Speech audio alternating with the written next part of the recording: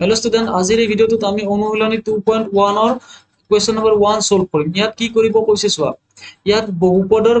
লেখ দিয়া আছে আৰু এই লেখ কেইবাদৰ পৰা 0 ৰ সংখ্যা বা শূন্যৰ সংখ্যা উলিয়াব দিছে এতিয়া শূন্যৰ সংখ্যা যদি তোমালোকক লেখৰ পৰা উলিয়াব দিয়ে তেতিয়াহলে তোমালোকে কি চাব লাগে x অক্ষত কেইটা বিন্দুত কাটিছে এতিয়া যদি চোৱা প্ৰথম ডালত ইয়াত লেখডালে কেৱল y অক্ষক কাটিছে গতিকে ইয়াত 0 ৰ সংখ্যা হ'ব শূন্য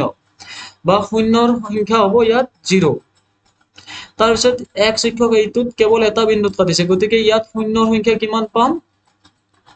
1 ইয়াত চোৱা এইডাল লেখে